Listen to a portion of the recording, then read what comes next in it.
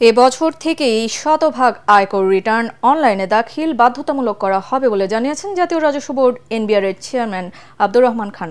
অডিটের নামে এনবিআর এর কোনো কর্মকর্তা কর্মচারী করদাতাদের হয়রানি করলে অভিযোগ দেওয়ার পরামর্শ দিয়েছেন তিনি। ডিবেট ফর ডেমোক্রেসি আয়োজিত ছায়া সংসদ বিতর্ক প্রতিযোগিতায় প্রতিষ্ঠানটির চেয়ারম্যান হাসান আহমেদ চৌধুরী কিরণ বলেন, এনবিআর বিলুপ্ত করে কর নীতি ও কর ব্যবস্থাপনা আলাদা করায় রাজস্ব খাতে গতি আসবে। থাকছে মিজান শাহজাহানের রিপোর্ট। কর ব্যবস্থাপনায় সংস্কারের মাধ্যমে প্রত্যাশিত রাজস্ব আহরণ সম্ভব বিষয়ে ছায়া সংসদ বিতর্কে অংশ নেয় গ্রিন ইউনিভার্সিটি অব বাংলাদেশ ও চট্টগ্রাম মা ও শিশু হাসপাতাল মেডিকেল কলেজ। প্রযুক্তি নির্ভরতার মাধ্যমে আমরা দুনিয়ার সবাই অনলাইনে আওতায় নিয়ে আসবো, সেটা আসলে কোনোদিন পসিবল না। বিতর্কের মূল্যায়ন পর্বে এনবিআর চেয়ারম্যান আব্দুর রহমান খান বলেন, কর আদায়ের লক্ষ্যমাত্রা স্বাধীনতার পর কখনোই পূরণ হয়নি। প্রাথমিক থেকে উচ্চ মাধ্যমিক পর্যন্ত এমনকি উচ্চশিক্ষার সকল বিভাগে কর শিক্ষাকে পাঠ্যপুস্তকে অন্তর্ভুক্ত করার তাগিদ দেন তিনি। সত্যিকার অর্থে বাংলাদেশে কোনো কর শিক্ষা নাই। আপনি দেখেন প্রাইমারি স্কুলে কোনো কর শিক্ষার উপর কোনো সিলেবাস নেই, সেকেন্ডারিতে নাই, হায়ার সেকেন্ডারিতে নাই। একমাত্র টার্সিয়ারি এডুকেশনে আমাদের ইউনিভার্সিটি লেভেলে শুধুমাত্র যারা বিজনেস পড়ে, তাও সবার না, কিছু কিছু জায়গায় আমরা কর শিক্ষাটাকে জোর দিয়েছি, অন্য জায়গায় না। ছায়া সংসদের স্পিকার হাসান আহমেদ চৌধুরী কিরণ বলেন, অসৎ উদ্দেশ্যে এনবিআরের কিছু কর্মকর্তা কর্মচারী আন্দোলন করে থাকলে তা দুঃখজনক।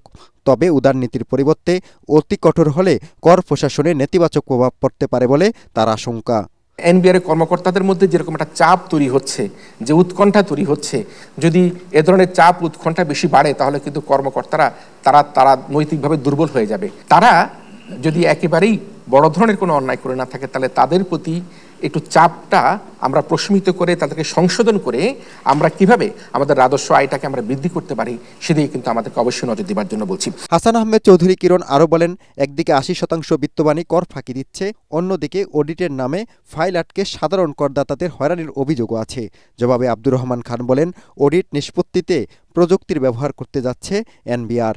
অডিটের নামে একেবারে ছোট ছোট ফাইল, যিনি হয়তো সামান্য কিছু ইনকাম করেন তারও অডিটের কথা বলা হয়, যিনি বিশাল বড় ফাইল তারও অডিটের কথা। বছর বছর প্রতি বছর যে অডিটের নামে যে এক ধরনের জালিয়াতির মাধ্যমে যে এনবিআর এর কর্মকর্তাদের বিরুদ্ধে যে অভিযোগ উত্থাপিত হচ্ছে, তারা সেখানে তাদের যদি নির্দিষ্ট অঙ্কের তারা নেগোসিয়েশন হয়ে যায়, তাহলে সেই ফাইলটি অডিট হয় না। আমি বলবো না যে কর্মকর্তারাই শুধু জড়িত, সেখানে দেখা যাচ্ছে যে সেই ফার্মের বা সেই প্রতিষ্ঠানের যিনি আয়কর কর্মকর্তা রয়েছেন তিনি তার সাথে জড়িত, কম্পিউটার অপারেটর যিনি হচ্ছে গিয়ে আয়কর বিভাগে কাজ করেন তিনি জড়িত, ক্লার্ক জড়িত।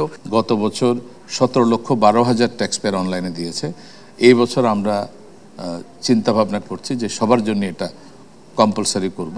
যখন আমরা মেশিনকে বলবো তোমাকে আমি এই লজিক দিলাম, তুমি আমার অডিট সিলেকশন করে দাও, তাহলে কিন্তু আর সাধারণ মানুষের মধ্যে এই দুর্ভাবনা থাকবে না কখন আমাকে অডিটে ফেলে, এটা লজিকের মধ্যে দিয়ে পড়বে। বিতর্কে বিজয়ী হয় গ্রিন ইউনিভার্সিটি অব বাংলাদেশ।